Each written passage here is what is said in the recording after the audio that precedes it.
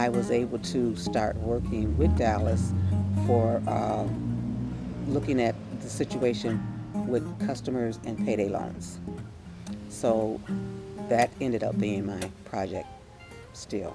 So Ms. Jerlean helped to collect payday loan stories, and so she was helping to conduct interviews for people or with people who had used payday loans. The stories ranges. Mm-hmm. I mean, it's such a wide range. Uh, Educational levels, all the way up to, maybe uh, didn't finish school, to high school, to college degrees. I even had a master's degree that had fallen into this type of situation. And the income level. So it's not just a poverty-driven type of thing, even though it is very drastic that I think that they prey on this low-income people.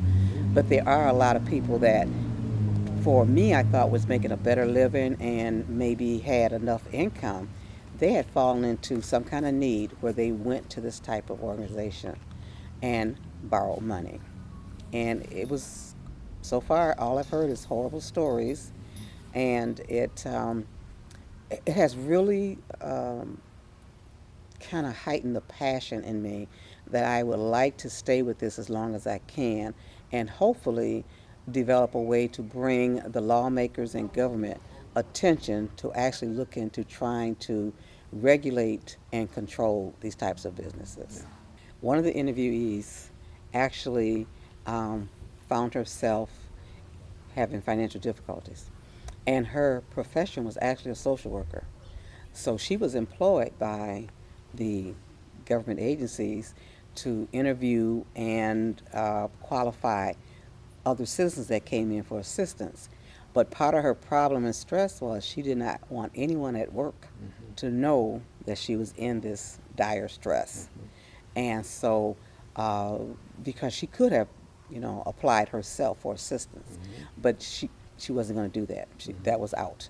So she chose to go to a payday loan business. And so she too was very sorry she had gone through that business.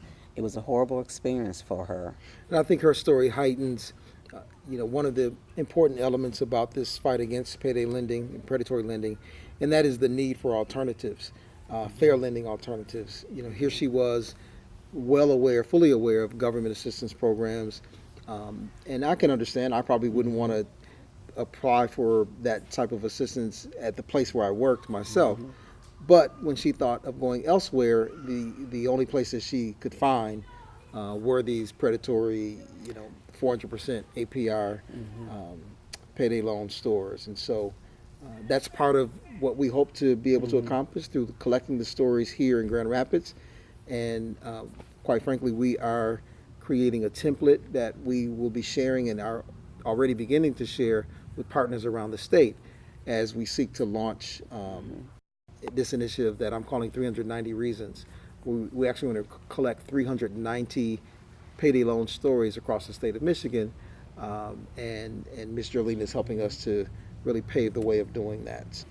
I remember speaking to a grandmother, and her story was that one of her grandsons had come to her for help. And she, of course, wanted to be helpful to a grandson. She made a loan out of her name for him.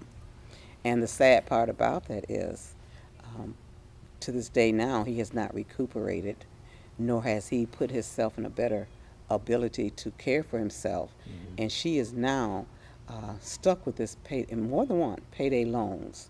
So that's part of the educational part that Project Green has been dealing with. They're trying to help people understand their finances so that they don't not only harm themselves, but maybe pull in a friend or a loved one that's going to have both of them struggling through this problem.